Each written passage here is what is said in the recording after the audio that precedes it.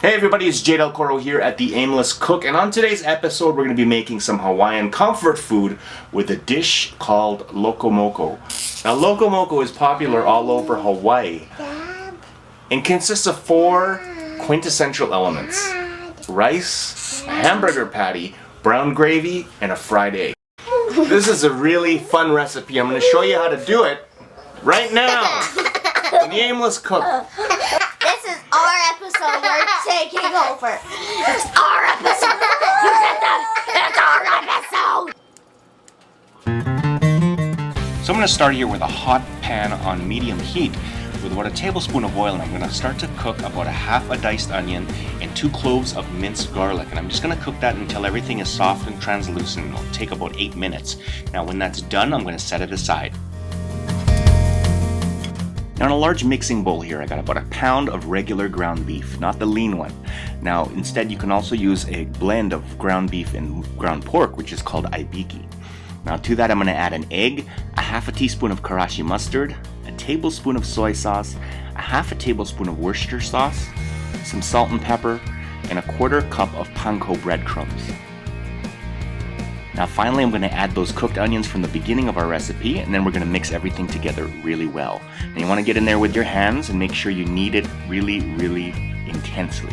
Now what we're trying to do is we're trying to change the texture into something more uniform and consistent. Now when the meat's texture is nice and smooth, what we're going to do is we're going to form it into patties, making sure that the center is indented. Now this ensures that the outer edges are going to be done at the same time as the middle. Now this is a Japanese technique that you use a lot when you're making stuff like humbug steak. Now on a hot cast iron skillet, we're going to cook the patties for about 3 to 4 minutes per side. A flat top is one of the best places to grill a burger, since all of the contact with the heat source is going to form a delicious brown crust. Now when the patties are done, you just simply take them out and set them aside. Now immediately after I finish those hamburgers, I'm going to reserve the juice by putting it into that skillet where I was cooking the onions. Now over top of all of that juice that I saved, I'm going to sprinkle on some flour, and I'm going to cook it over medium heat until I have myself a little bit of a roux. So when that roux is done, I'm going to add about 2 cups of cold water, and I'm going to grab a whisk right away, and I'm just going to incorporate everything together until it's well combined and the flour is dissolved. And now to that I'm going to add about 2 tablespoons of red miso. This is going to add some richness, some savoriness, another dimension to our gravy. And then finally I'm going to just season that up with a little bit of that mustard, the Worcestershire sauce again, and some soy sauce. And I'm going to give it a touch of salt and pepper to taste, and then our gravy will be done. Now all you need to do from here is just keep it on the heat and let it reduce on its own until it's to the nice consistency that you like. Okay folks, we're in the home stretch, and I got my steamed rice here, which I'm just going to season with some nice furikake. Now furikake is a Japanese seasoning that is made with nori and sesame seeds, and sometimes some other flavors as well. I'm just going to mix everything well together until it looks beautiful, and then we are going to assemble.